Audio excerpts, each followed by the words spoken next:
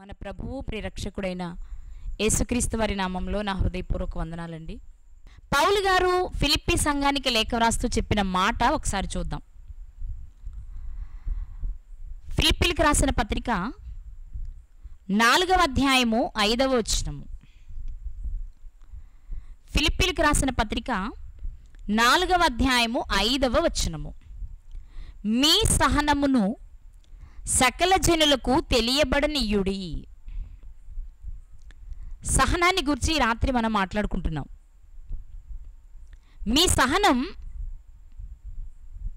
మీరు సహించండి అనట్లా, అది సకల జనులకు తెలియాలట.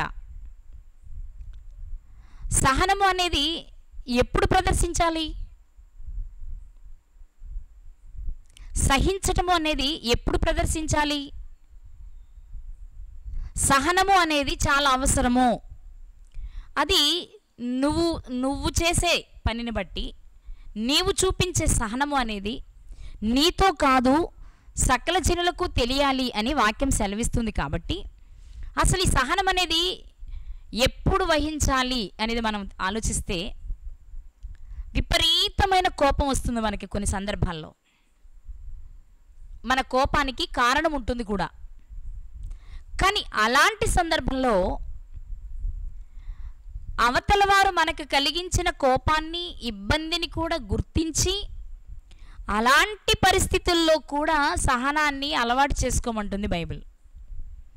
ఇది కొంచెం కష్టం మనకి.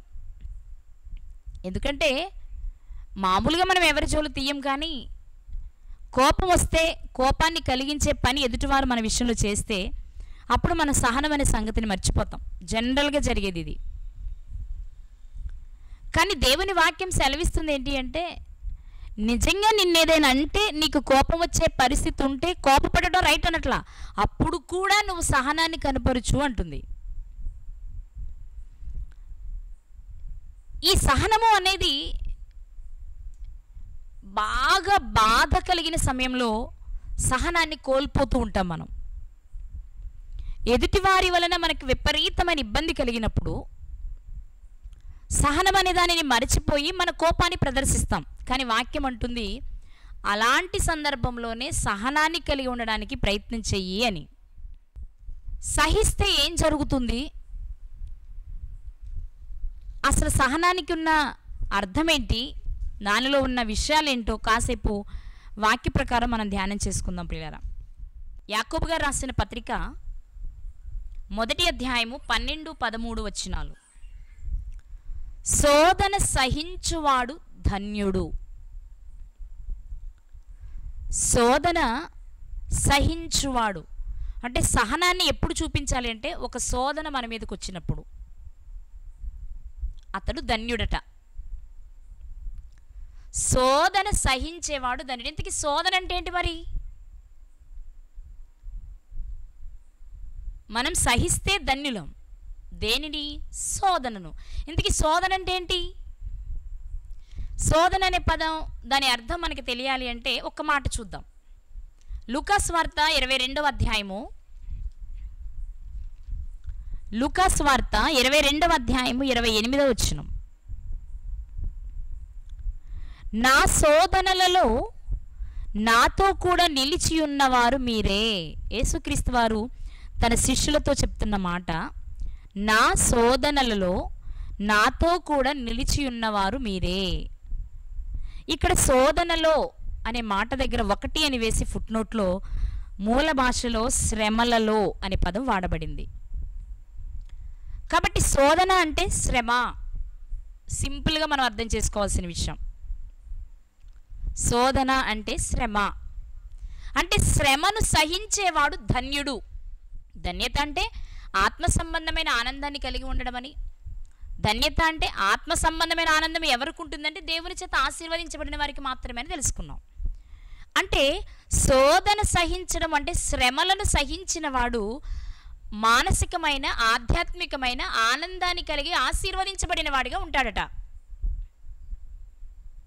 అయితే ఇక్కడ శోధన సహించాలి, ఓకే, కానీ శోధనలన్నీ, శ్రమలన్నీ ఒకేలా ఉంటాయా అంటే బైబిల్ని మనం పరిశీలన చేస్తే మనకు 2 రకాల శ్రమలు లేక 2 రకాల శోధనలు కనిపిస్తాయి. ఒకటి శరీర సంబంధమైనదైతే మరొకటి ఆధ్యాత్మిక సంబంధమైనది. శరీర సంబంధమైన శోధన ఏంటి, ఆధ్యాత్మిక సంబంధమైన శోధన ఏంటో ఒకసారి వాక్యంలోనికి వెళ్ళి మనం చూద్దాం. నిజంగా 2 ఉంటాయా? శోధన అంటే ఒకటే కదా అనిపిస్తుంది.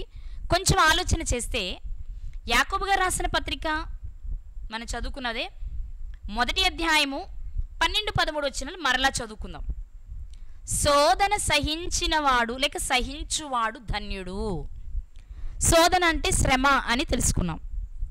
అతడు అంటే ఆ సహించే వ్యక్తి శోధనకు నిలిచిన వాడై ప్రభు తన్ను ప్రేమించు వారికి వాగ్దానము చేసిన జీవ కిరీటాన్ని పొందుతాడు. శోధన సహించడం వలన వచ్చే లాభం ఏంటయ్యా అంటే అతనికి జీవ కిరీటం ఉందట. ఆ జీవ కిరీటం దక్కాలి, దక్కించుకోవాలి, పొందుకోవాలి అంటే ఇక్కడ సహించడం అనేది చెయ్యాలి. ఇక 2వ విషయాన్ని చూస్తాం. 13వ వచనం చూస్తే, దేవుడు కీడు విషయమై శోధింపబడనేరడు, ఆయన ఎవనిని శోధింపడు గనుక ఎవడైనను శోధింపబడినప్పుడు నేను దేవుని చేత శోధింపబడుచున్నానని అనకూడదు. దేవుడు కీడు విషయమై శోధింపబడనేరడు అంటే దేవుడు కీడు విషయంలో శోధించడు. మరి ఏ విషయంలో శోధిస్తారు? మేలు విషయంలో శోధిస్తారన్నమాట. అంటే కీడు విషయమైన శోధన ఒకటి ఉంది, మేలు విషయమైన శోధన ఒకటి ఉంది. కీడు విషయమైన శోధన శరీర సంబంధమైనది, మేలు విషయమైన శోధన ఆధ్యాత్మిక సంబంధమైనది. ఇప్పుడు ఆలోచన చేద్దాం. కీడు విషయమైన శోధన మనిషికి ఎలా వస్తుంది? కీడు విషయమైన శోధన ఎలా వస్తుంది చూసి మేలు విషయమైన శోధన ఎలా ఉంటుందో చూద్దాం. మొదటిగా కీడు విషయంలో దేవుడు శోధించడు, కానీ కీడు విషయంలో మనిషి శోధింపబడతాడు. ఎలా అంటే ఇప్పుడు చదువుదాం. 14వ వచనం యాకోబు గారు రాసిన పత్రిక 1వ అధ్యాయము 14వ వచనంలో, ప్రతి వాడును అంటే ప్రతి వ్యక్తి తన స్వకీయమైన దురాశ చేత ఈడ్వబడి మరలు కొల్పబడిన వాడై శోధించబడును. ప్రతివాడు తన స్వకీయమైన దురాశ వలన శోధించబడతాడట. ఇది కీడు విషయమైన శోధన. అంటే ప్రతి వ్యక్తి తన సొంత దురాశ వలన శోధించబడతాడు. ఇది ఆ వ్యక్తి తనకు తాను తెచ్చుకునే శోధన. ఇది దైవ సంబంధమైన శోధన కాదు. ఇది కీడు విషయమైన శోధన, శరీర సంబంధమైన శోధన, మనిషి తనకు తాను చేసుకోవడం వలన తెచ్చుకునే శోధన. ఎందుకు వచ్చింది శోధన అంటే ఒక వ్యక్తికి శోధన రాగానే ఇది మేలు విషయమా కీడు విషయమా, ఇది నాకు నేను చేసిన పనుల వల్ల వచ్చిందా, దేవుడు నాకు ఇచ్చిందా అని ఆలోచించాలి. అది రాత్రి మనం నేర్చుకోవాల్సిన విషయం. శరీర సంబంధమైనది అయితే అది కీడు విషయమైన శోధన. అది నీవు స్వకీయ దురాశ వలన నువ్వు తెచ్చిపెట్టుకున్నది. స్వకీయ దురాశ వలన ఒక వ్యక్తి శోధించబడతాడు. దురాశ అంటే ఆశకు మించి అత్యాశ, దానికి మించి దురాశ. దురాశ కలిగిన వ్యక్తికి సంభవించేదే కీడు విషయమైన శోధన. ఇది ఆ వ్యక్తి తనకు తాను చేసుకునే పనుల వలన సంపాదించుకునేది. నిజంగా అలా ఎవరైనా సంపాదించుకుంటారా? దురాశ వలన ఒక వ్యక్తి కీడు విషయమైన శోధన సంపాదిస్తాడా అని ఆలోచిస్తే ఒక మాట మనం బైబిల్లో చూడొచ్చు. తిమోతి గారికి రాసిన మొదటి పత్రిక, తిమోతి గారికి రాసిన మొదటి పత్రిక 6వ అధ్యాయము 9వ వచనం. తిమోతి గారికి రాసిన మొదటి పత్రిక 6వ అధ్యాయము 9వ వచనంలో, ధనవంతుల గుట్టకు అపేక్షించువారు శోధనలోను ఉరిలోను అవివేకయుక్తములను హానికరములనైన అనేక దురాశలలోనూ పడుదురు. అట్టివి మనుషులను నష్టములోను నాశనములోను ముంచివేయును. ఇక్కడ చాలా మాటలు కనిపించాయి. ధనవంతుల గుటకు అపేక్షించేవారు శోధనలో పడతారు. కీడు విషయమైన శోధన, ధనాపేక్ష కలిగిన వారు శోధనలో పడతారు. అలాగే ఇంకా అనేక దురాశలలో పడతారు. ఎవరు? ధనాపేక్ష కలిగిన వారు. అంతేకాదు వారు నాశనములోను నష్టములోను ముంచివేయబడతారు.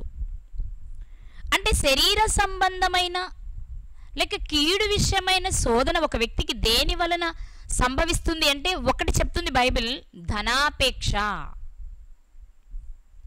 ధనాపేక్ష వలన ఒక వ్యక్తి కీడులో పడతాడు, శోధనలో పడతాడు, నష్టంలో పడతాడు, నాశనములో పడతాడు. అంటే ఆ వ్యక్తికి కలిగిన అత్యాశ చొప్పున, దురాశ చొప్పున అతడు ఈ కీడులో పడ్డాడు. దీనికి దేవునికి ఎలాంటి సంబంధము లేదు.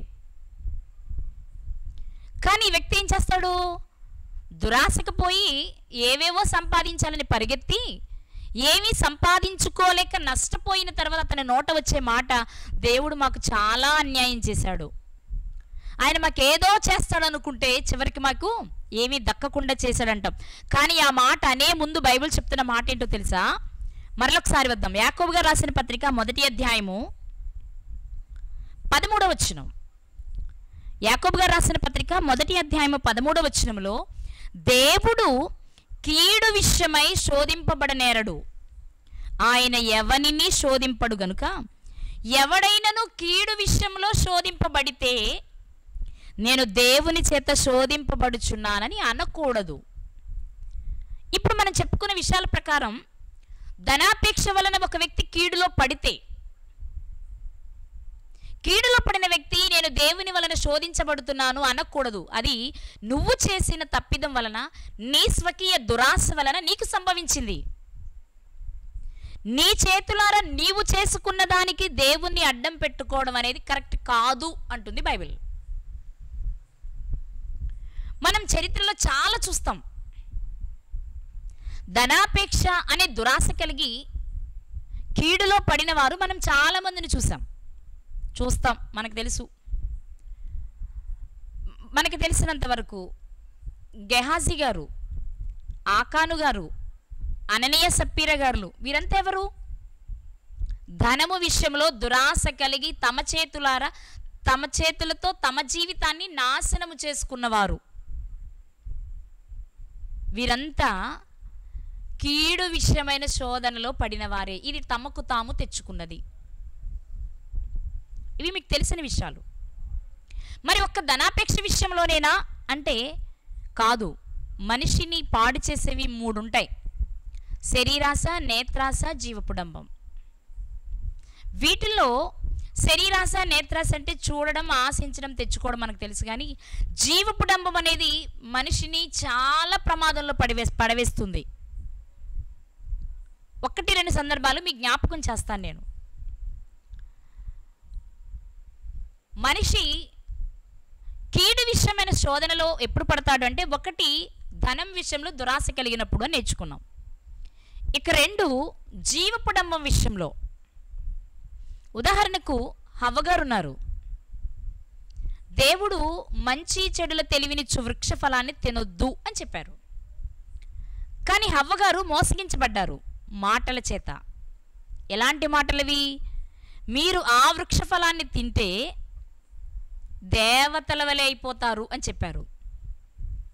అప్పుడు హవ్వగారికి ఏమనిపించిందంటే, ఆ దేవతల వలె అయ్యేలా నేను అవ్వాలి, కాబట్టి అది నేను తినాలి. నిజంగా అప్పటికి వారికి ఏమీ లోటు లేదు. కానీ ఆ జీవపుడంబం ఉంది చూడండి, గొప్పగా అవ్వాలి అనేది. అది వారి జీవితాలను నాశనం చేయడమే కాదు, లోకంలోనికి పాపాన్ని ప్రవేశపెట్టడానికి కారణమైంది. అలాగే మరొక విషయాన్ని మనం చూస్తే, దావీదు గారు ఉన్నారు. వాస్తవంగా దేవుడు జనాభా లెక్కలు వెయ్యొద్దని చెప్పారు, ఇశ్రాయేలుని లెక్కించొద్దని చెప్పారు. ఆయన లెక్క పెట్టాలనుకున్నప్పుడు లెక్కించి విషయం చెప్పేశారు, ఆ తర్వాత వద్దని చెప్పారు. కానీ దావీదు గారికి ఇశ్రాయేలు ప్రజలను లెక్కించాలన్న కోరిక కలిగింది. అక్కడికి యోవాబు గారు వారించారు, వద్దు, దేవుడు గొప్ప సైన్యాన్ని నీకు ఇచ్చారు, గొప్ప జనులను నీకు ఇచ్చారు, నలుదిశల నీ సైన్యం విస్తరించే ఉంది, కానీ నువ్వు లెక్కించొద్దని చాలా వారించడానికి యోవాబు గారు ప్రయత్నం చేసినా రాజుని అనే ఒక ఆలోచన దావీదు గారిని ఏం చేసింది అంటే యోవాబు గారి మాట వినకుండా జనాభా లెక్క కట్టడానికి పూనుకున్నారు. ఫలితంగా మనకు తెలుసు తెగులు సంభవించింది, అనేక మంది చనిపోవడానికి కారణమైంది. అప్పుడు దావీదు గారు ప్రార్థన చేశారు, అమాయకులను ఈ ప్రజలు ఏం చేశారు, తప్పు చేసింది నేను, శిక్ష నాకు విధించు అని అడిగారు. ఎందుకు ఆ తెగులు ఆ శిక్ష అక్కడికి వచ్చింది అంటే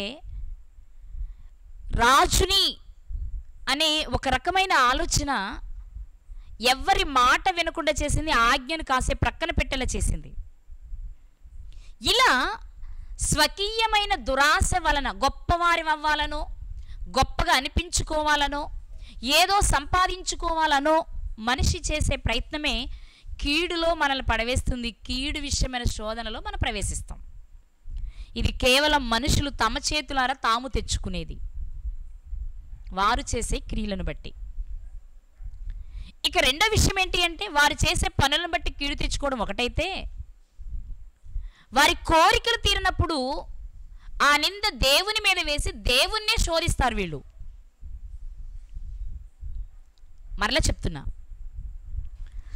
స్వకీయ దురాశల వలన కీడులో పడేది ఒక రకమైతే,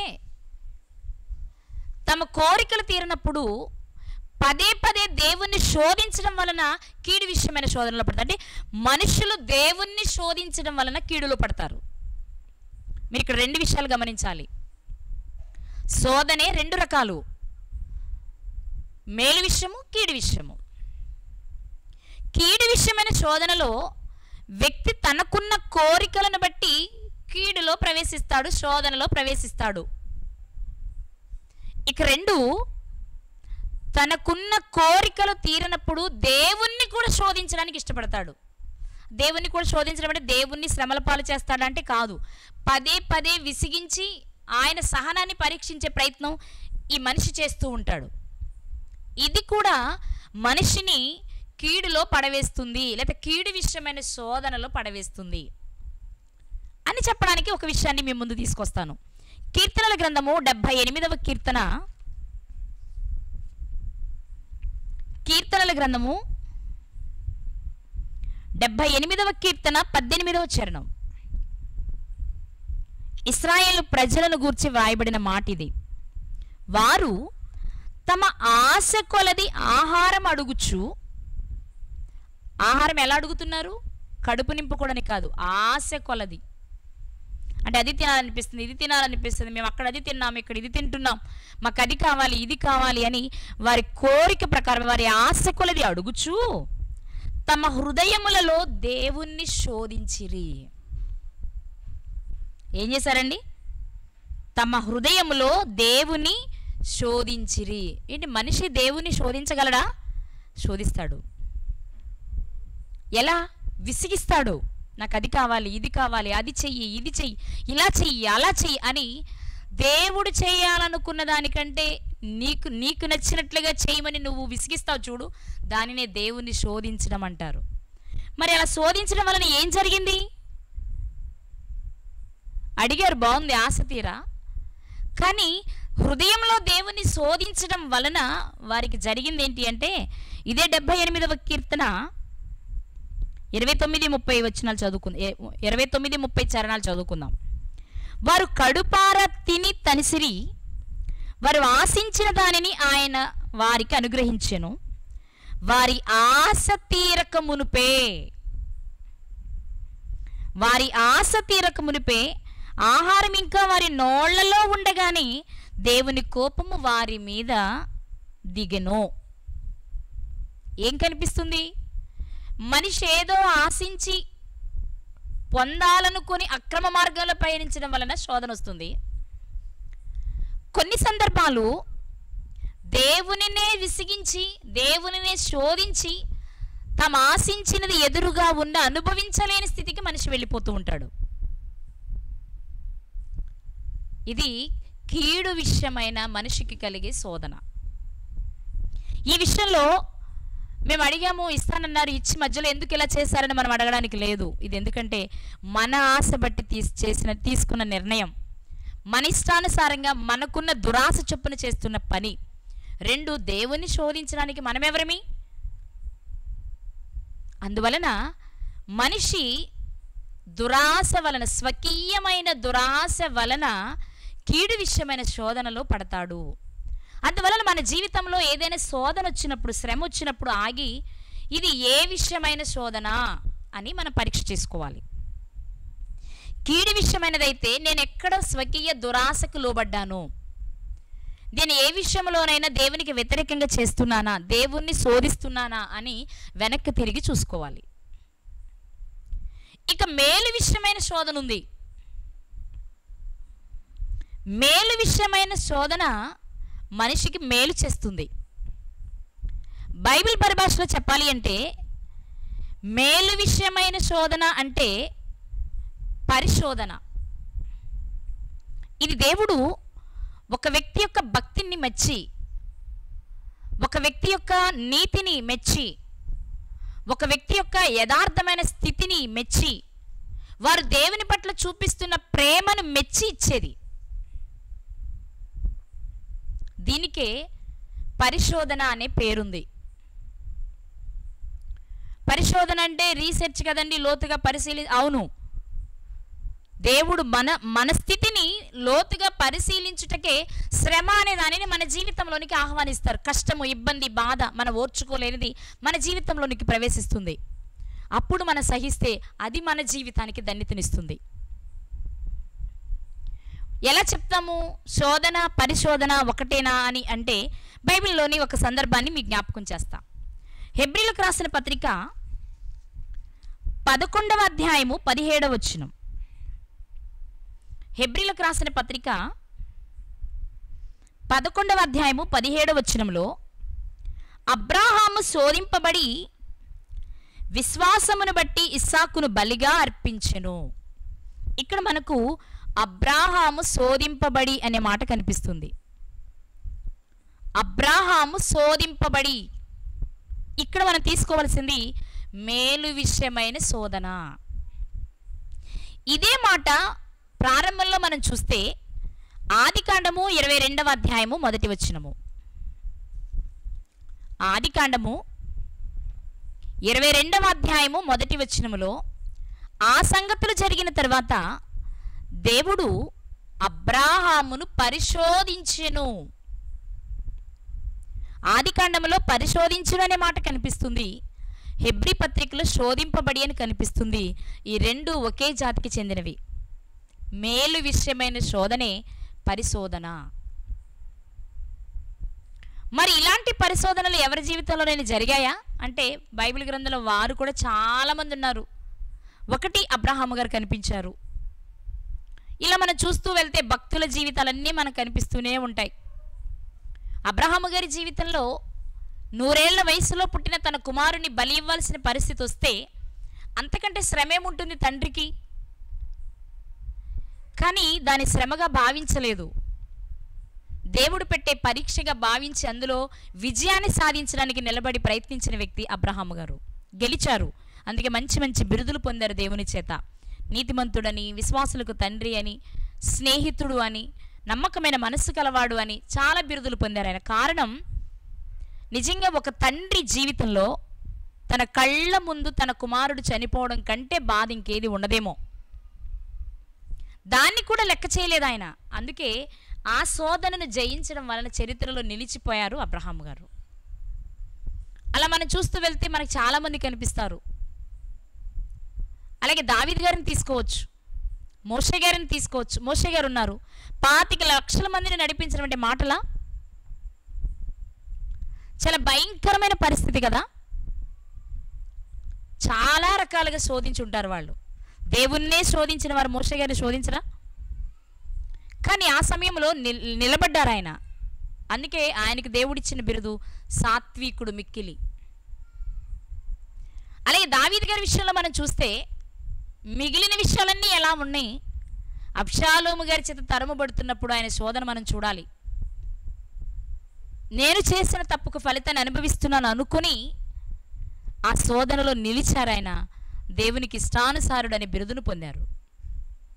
ఇంతేనా అంటే బైబిల్ గ్రంథంలో చాలామంది భక్తుల జీవితాలు మనం చూడొచ్చు. వాళ్ళంతా మేలు విషయమైన దేవుడు పెట్టే పరీక్షలు, శోధనలో నిలిచి గెలిచారు.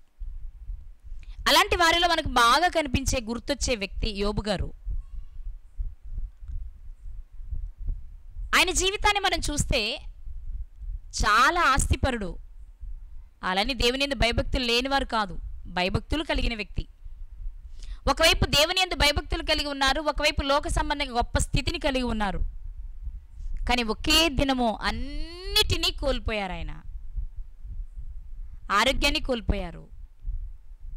భార్య దూషిస్తుంది, దేవుని దూషించి మరణం కమ్మని. అలాంటి సమయంలో ఆయన చాలా సహించారు. అందుకే బైబిల్ గ్రంథంలో మనం గమనించగలిగినట్లయితే యాకోబు గారు రాసిన పత్రిక 5వ అధ్యాయము 10-11 వచనాలు చూడాలి.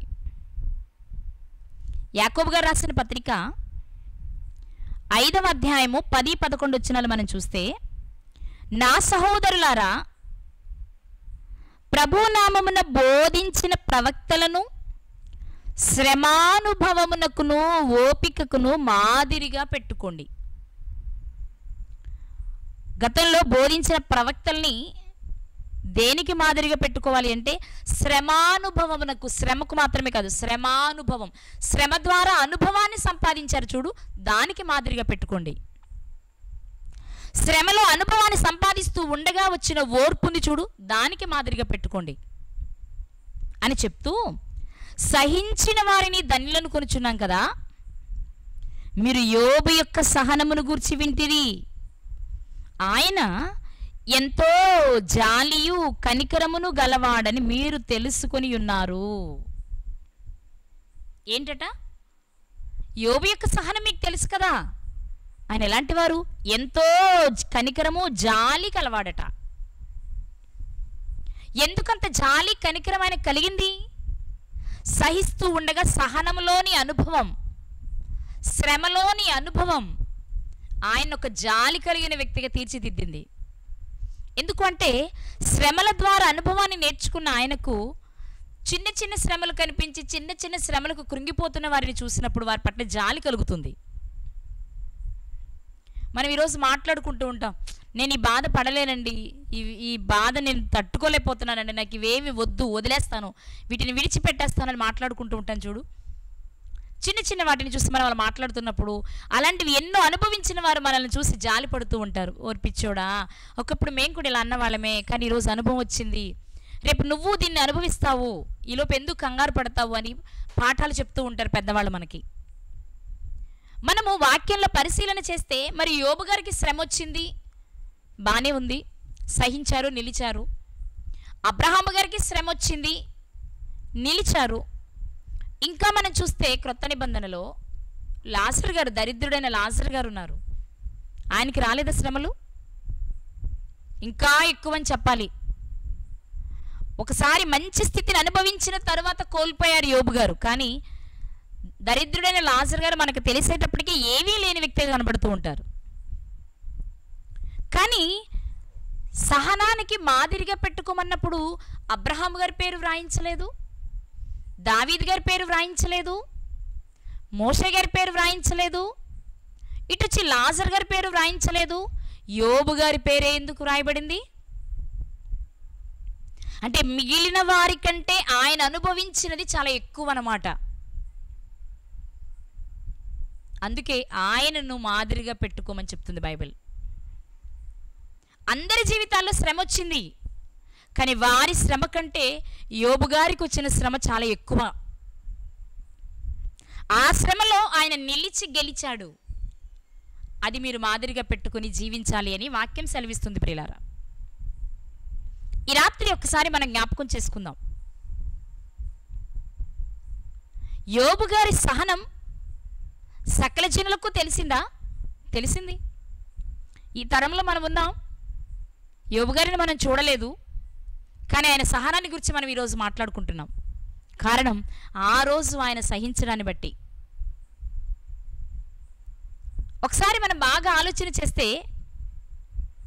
అబ్రహాము గారికి కలిగిన శోధన కంటే యోబు గారిది ఎక్కువ, లాజర్ గారికి కలిగిన శోధన కంటే యోబు గారిది ఎక్కువ. అవును, ఎక్కువే అన్నమాట. ఎందుకంటే ఎవరిది ఎక్కువైతే వాళ్ళని మనకు మాదిరి ఉంచుతారు. నెంబర్ 1 స్థానంలో ఉన్నవారిని మనకు మాదిరి ఉంచుతారు. నిజమే కదండి. ఆయన స్థితిని మనం చూస్తే గతంలో కూడా చెప్పాను, ఇప్పుడు కూడా చెప్తున్నాను నేను. ఎలా ఎక్కువ యోబు గారిది ఆ శోధన, ఆయనకి ఎలా ఎక్కువ అని మనం ఆలోచన చేస్తే, ఒకప్పుడు అన్నీ అనుభవించి ఈరోజు లేకుండా ఉండడం అనేది చాలా కష్టం. లేని స్థితి నుండి ఉన్న స్థితికి వస్తే పర్వాలేదు. ఒకప్పుడు ఏమి అనుభవించలేదు, ఇవాళ అనుభవిస్తున్నాం అనుకోండి, బాగానే ఉంటుంది. లేదా అప్పుడు లేదు ఇప్పుడు లేదు, ఒకేలా ఉంటుంది. అప్పుడు ఉంది ఇప్పుడు ఉంది, అది ఒకేలా ఉంటుంది. కానీ ఒకప్పుడు మంచి స్థితిని అనుభవించి ఇప్పుడు ఏమీ లేని స్థితిలోనికి వచ్చి బ్రతకడం అంటే చాలా కష్టం. అలాంటి కష్టం, అలాంటి శోధన వచ్చింది యోబు గారి జీవితంలో. అంతేకాదు, లాజర్ గారి జీవితాన్ని మనం చూస్తే ఆయన ఒంటరిగా కనిపిస్తున్నారు. ఆ కష్టం మీద ఆయన ఒక్కరే అనుభవించారు. ఆయనకు భార్య వలన పిల్లల వలన ఎలాంటి ఇబ్బంది లేదు. కానీ భార్య వలన కూడా బాధించబడిన వ్యక్తి ఎవరు అంటే యోబు గారు. అందుకే సహనానికి ఎవరిని మాదిరిగా పెట్టుకోమని వాక్యం సెలవిస్తుంది అంటే యోబు గారిని. నిజంగా ఆయన పడినంత బాధ ఈరోజు మనం పడుతున్నామా? మీకు చెప్పాను, మొదట అబ్రహాము గారిని తీసుకుందాం. మనం 3 పాయింట్లుగా తీసుకుందాం.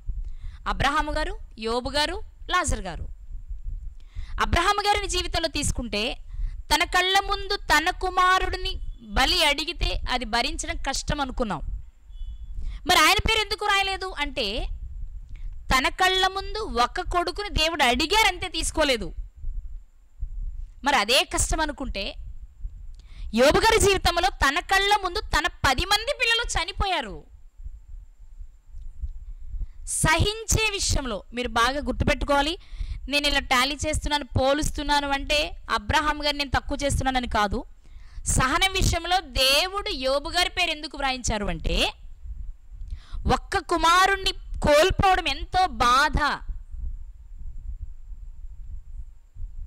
ఒక్క కుమారుణ్ణి కోల్పోవడమే బాధ అయితే, కోల్పోవాల్సి వస్తుంది అనడమే బాధ అయితే, మరి 10 మంది బిడ్డలను తన కళ్ళ ముందు కోల్పోయారు యోబు గారు. అప్పుడు ఎవరిది ఎక్కువ కష్టం అంటారు?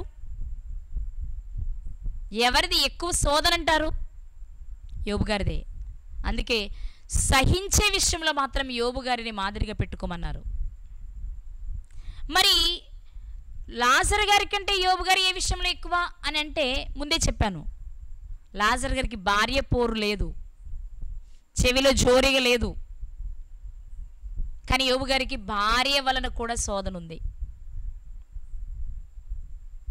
ఈ విషయాలను మనం ఒక్క చోటకి తెచ్చి ఆలోచించగలిగితే, ఇటు అబ్రహాము గారి విషయంలోనైనా అటు లాజర్ గారి విషయంలోనైనా ఇద్దరికి మించిన శోధనను అనుభవించి దానిలో నిలిచారు గనుక ఆయనను మనకు మాదిరిగా పెట్టుకోవాలి అని చెప్తున్నారు.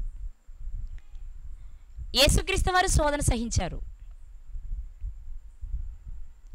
కానీ ఆయన శోధించబడిన విషయానికి వీరు శోధించబడుతున్న విషయాలకున్న వ్యత్యాసాన్ని మీరు గమనించాలి. ఈ రాత్రి దేవుడు మనతో మాట్లాడుతూ చెప్తున్న విషయం ఏంటి అంటే, సహించి ధన్యుడవు కాగలవా? యోబు గారిని మాదిరిగా పెట్టుకుని నీవు బ్రతకగలవా అని దేవుడు మనల్ని ప్రశ్నిస్తూ ఉన్నారు. ఒకసారి ఆలోచన చేద్దాం. మనం చదువుకున్నట్లుగా శోధన సహించేవాడు ధన్యుడు అన్నారు కదా. ఏంటా ధన్యత? ఒక వ్యక్తికి లభించే ధన్యత ఏంటి? మనం ఏం ఆలోచిస్తున్నామంటే, శోధన అంటే 2 రకాలుగా ఉంటుంది.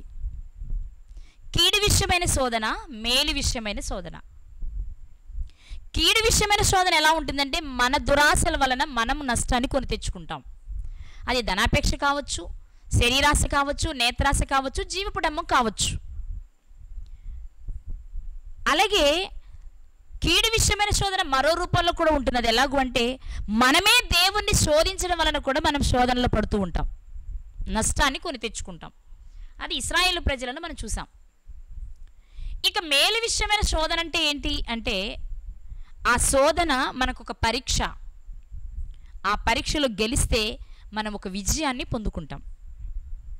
ఇంతకీ శోధనకు నిలిచిన వాడు ధన్యుడంటే ఏంటి? ఆ వ్యక్తికి లభించే ధన్యత అంటే ఆల్రెడీ మనం చదువుకున్నాం. యాకోబు పత్రిక 1వ అధ్యాయము 12వ వచనంలో శోధన సహించిన వ్యక్తికి జీవ కిరీటం ఉందట. శోధన సహించిన వారికి ఏముందండి? జీవ కిరీటం ఉందట. అలాగే మరో మాట మనం చూసుకోగలిగితే పేతురు గారు రాసిన 1వ పత్రిక 4వ అధ్యాయము 14వ వచనం, 12 నుండి చదువుదాం. 12 to 14 చదివితే చాలా విషయాలు మనకు అర్థమవుతాయి. పేతురు గారు రాసిన 1వ పత్రిక 4వ అధ్యాయము 12 నుండి చదువుదాం. ప్రియులారా, మిమ్మను శోధించుటకు మీకు కలుగుచున్న అగ్ని వంటి మహాశ్రమను గూర్చి మీకేదో ఒక వింత సంభవించినట్లు ఆశ్చర్యపడకుడి. ఆశ్చర్యపోతున్నారా మీకు కలిగిన శోధన చూసి? అగ్ని వంటి మహాశ్రమలు కలిగినవని మీరు ఆశ్చర్యపోక్కర్లేదు, అవి వస్తాయి అంటూ 13వ వచనంలో ఇలా అంటున్నారు ఆయన. క్రీస్తు మహిమ బయలుపరచబడినప్పుడు మీరు మహానందముతో సంతోషించు నిమిత్తము క్రీస్తు శ్రమలలో మీరు పాలివారై ఉన్నంతగా సంతోషించుడి. మీకు శోధన వచ్చింది కదా, శ్రమ వచ్చింది కదా, అది అగ్ని వంటి మహాశ్రమ కదా. శ్రమ, మహాశ్రమ, అగ్ని వంటి మహాశ్రమ. అది వచ్చినప్పుడు అయ్య బాబోయ్ ఏంటి ఇలాంటి శోధన వచ్చింది నాకు అని నువ్వు భయపడకు, కృంగిపోకు, విచారించకు. కానీ నువ్వేం చేయాలో తెలుసా? క్రీస్తు శ్రమల్లో నేను పాలివాడను, రేపు ఆయన ప్రత్యక్షమైనప్పుడు ఆయనతో ఆనందంగా జీవిస్తాను అనే మాట మాత్రమే నీ జ్ఞాపకంలో ఉంచుకుని బ్రతుకు. క్రీస్తున్నప్పుడు ఆయన శ్రమల్లో పాలు పంచుకునే అవకాశం నీకు లేదు కదా. కానీ ఇప్పుడు నీకు కలుగుతున్న శ్రమలు చూసి, ఇప్పుడు నువ్వు అనుభవిస్తున్న ఈ శోధనను చూసినప్పుడు నీకు కలగాల్సింది ఏంటి అంటే, నా ప్రభు ఆ రోజు అనుభవించాడు, ఈరోజు నేను అనుభవిస్తున్నాను, నేను ఆయన శ్రమలో పాలివాడను అనే అనుభూతిలోనికి నువ్వు రాగలిగితే నీకు కలిగే శ్రమ నీకు పెద్ద శ్రమలా అనిపించదు, నీకు పెద్ద శ్రమలా అనిపించదు అంటూ ఆయన చెప్పిన అద్భుతమైన మాట ఇప్పుడు మనం 14వ వచనంలో చూడాలి. క్రీస్తు నామము నిమిత్తము మీరు నింద పాలైన ఎడల మహిమాస్వరూపి అయిన ఆత్మ అనగా దేవుని ఆత్మ మీ మీద నిలుచుచున్నాడు గనుక మీరు ధన్యులు. ఇంతకీ శోధన సహించిన వారు ఎందుకు ధన్యులో తెలుసా? ఒకటి నీ జీవ కిరీటాన్ని పొందుతారు కాబట్టి, పొందుతాడు కాబట్టి, 2 మహిమాస్వరూపి అయిన ఆత్మ ఆ వ్యక్తి మీద నిలిచి ఉంటుంది గనుక. శోధన సహించిన వారి మీద మాత్రమే ఆత్మ నిలిచి ఉంటుందా? అవును. శోధన వద్దు, శోధన రాకూడదని, శోధన వస్తూ ఉండగానే దాన్ని తొలగించమని ప్రార్థన చేసే వారి మీద దేవుని ఆత్మ నిలిచి ఉండదా? ఉండదు. ఎందుకంటే వాక్యం విలువ తెలిసి వాక్యాన్ని అర్థం చేసుకుని బాప్తిస్మం తీసుకుంటే వారికి పరిశుద్ధాత్మ వస్తారు. పరిశుద్ధాత్మను కలిగిన వ్యక్తి, పరిశుద్ధాత్మను పొందుకున్న వ్యక్తి ఆ పరిశుద్ధాత్మ వలననే శోధకుని దగ్గరకు నడిపించబడి శోధకుని చేతిలో గెలుపొందుతాడు. మనం చూసుకున్నాం, ఆల్రెడీ మనకు తెలిసిన విషయమే. యోబు గారి విషయం మనం ఆలోచించినట్లయితే, యోబు గారిని శోధించడానికి ఎవరొచ్చారు? శోధకుడే. కానీ ఆయన స్థితిని ఎరిగి ఆయన గెలుస్తాడని తెలిసిన దేవుడు శోధకుని పంపించాడు. నిజంగానే యోబు గారు గెలిచారు. ఇక మనందరికీ బాగా సుపరిచితమైన సందర్భం ఒకసారి మనం జ్ఞాపకం చేసుకోగలిగితే, యేసుక్రీస్తు ప్రభు వారు కూడా శోధించబడడానికే వెళ్ళారు. అది మేలు విషయమైన శోధన. ఆయన బాప్తిస్మం పొందిన వెంటనే పరిశుద్ధాత్మను పొందుకున్న తర్వాత అదే ఆత్మ వలన అపవాది చేత శోధించబడడానికి అరణ్యంలోనికి వెళ్ళారు. అప్పుడు శోధకుడు వచ్చి 3 ప్రశ్నలు వేసి ఆయనను శోధించారు. కానీ ఏ ప్రశ్నలు కూడా దేనికి లొంగిపోలేదు.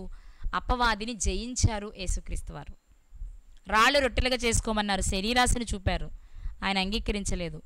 లోకమంతా చూపించారు, లోకాశను చూపించారు. ఆయన లొంగిపోలేదు. ఒక్క నమస్కారం చేస్తే రాజ్యాలన్నీ ఇచ్చేస్తాను అన్నారు, అయినా లొంగిపోలేదు. ఇక్కడ మనం గుర్తించవలసిన విషయం ఏంటంటే, మేలు విషయమైన శోధన మన మీదకి పంపినప్పుడు దేవుడు దానిలో నుండి విజయాన్ని ఎలా పొందాలో మనకి నేర్పడానికి పరిశుద్ధాత్మ మనకు తోడుగా ఉంటారు. పరిశుద్ధాత్మ సహాయంతో మనం ఉండగలిగితే మాత్రం ఖచ్చితంగా అపవాదిని జయించగలుగుతాం. ఎప్పుడైతే అపవాదిని జయిస్తామో ఖచ్చితంగా జీవ కిరీటాన్ని పొందుకుంటాం.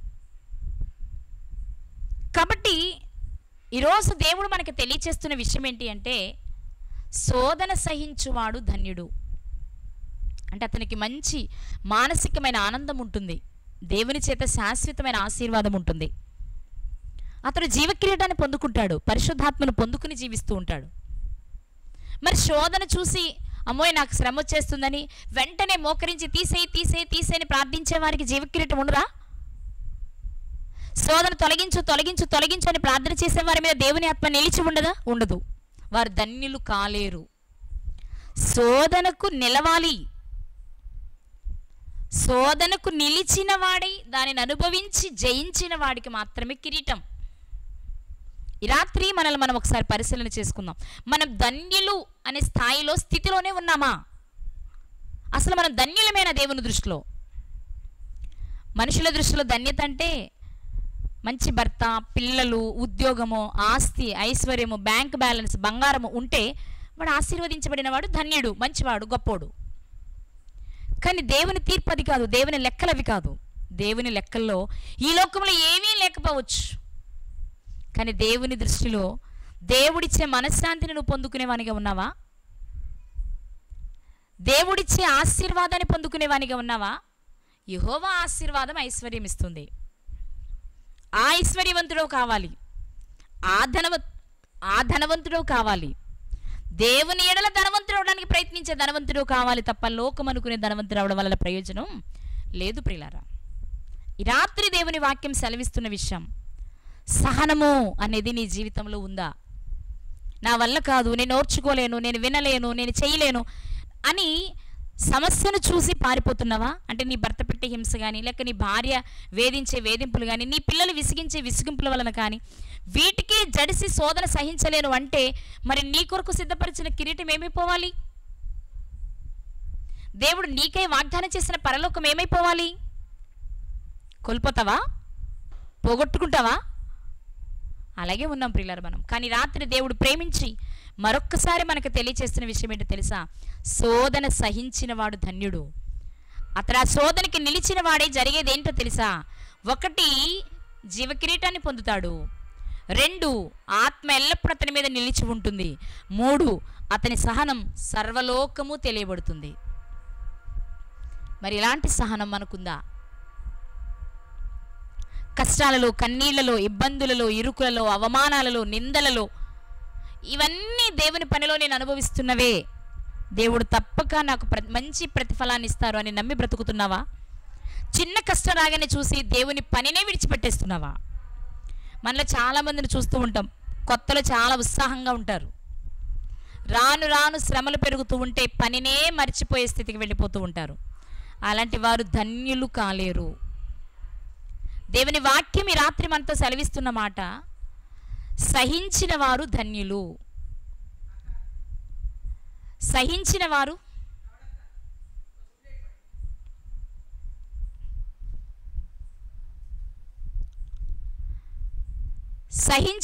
ధన్యులు. ఎలాంటి సహనము అంటే, మేలు విషయమైన శోధన వచ్చినప్పుడు సహించాలి. ఆ శోధనకు నిలిచిన వారు 1, జీవకిరీటాన్ని పొందుతారు. 2, దేవుని ఆత్మను పొందుకుంటారు. 3, వారి సహనం సకల జనులకు తెలియబడుతుంది. ఈ 3 మన జీవితంలో కావాలి అంటే సహించడం అనేది చాలా తప్పని పరిస్థితి అనేది దేవుని వాక్యం సెలవిస్తున్న విషయం.